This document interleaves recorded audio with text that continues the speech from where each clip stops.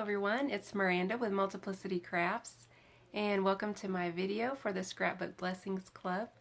And today I'm going to be making a CAS card. CAS stands for Clean and Simple, and this one's going to be a polka dot design. Now, clean and simple cards are the type of cards that don't have a lot of embellishments or a lot of layers. They're just very straight, streamlined, easy to make, fast cards. And so that's what we're going to be doing for today. I hope you enjoy the video, so just keep watching. Okay, so let's begin with a standard A2 top folding card. And this is cut at 4 1/4 by 5 1/2. And for our polka dots, I decided to go with a colorful cardstock print. Now, to make the polka dots, I'm using my 1-inch circle punch, but you can use any design or color of paper you choose, or any shape of punch that you choose. But as you can see here, I'm just going along the border of the paper and punching out my colorful polka dots for the card. For the top part of the paper, you can use scissors to trim away the excess so you can get more punches out of your paper. And you can repeat this process of cutting and punching until you have used the entire sheet of paper.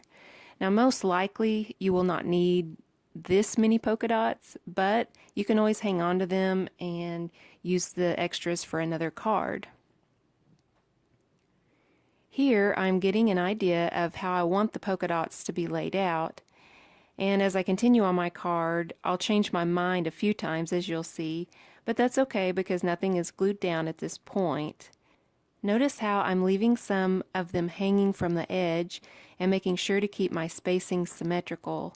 This will make your background more pleasing to the eye and not too busy. So once the polka dots are arranged roughly how I want them, I'll begin gluing them down, and I'm just using my glue runner to adhere them down, but you can use any type of adhesive that you choose, maybe like a liquid glue or glue dots would work. Once everything is glued into place, I will need to clean up my edges. To do this, I will open up my card and use my scissors to trim away the overhang. Now I'm using the edge of my card as a guide in order to cut a straight line. From the trimmings, I am left with a few half circles, and these are perfect to fill in the blank spaces on the edge of the card. Since these half circles are smaller than the full circle, I will be using smaller glue dots to adhere them down. Now again, like I said, you can use liquid glue or whatever would work for you. To finish my background, I'm using my Signo white gel pen and adding dashes around the circles. This will frame them and give more interest to my background. And you can just simply follow the shape of the circle and make tiny dashes as you go, kind of giving a faux stitching look. And I originally saw this technique from another YouTuber, but I'm not sure exactly where it originated, but this technique I've used many times on my cards when they just needed a little something more. Also bear in mind that not all white gel pens are created equal. Now I have found this out. Some tend to skip or not give the pigment that you want.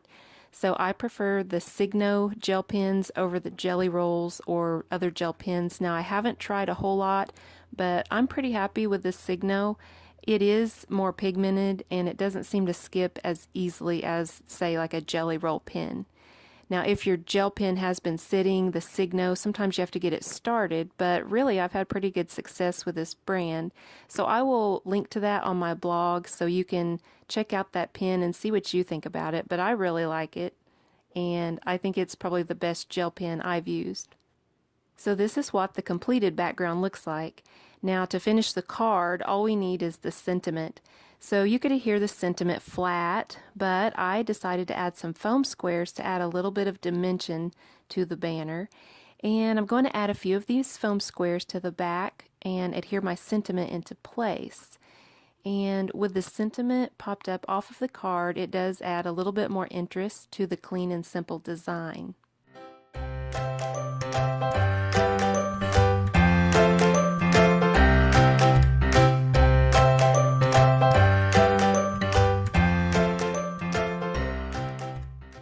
So here is the finished project. This is a great card to make if you are short on time or if you're mass producing the same type of card. If this was helpful to you, don't forget to subscribe and check out my blog in the description box below.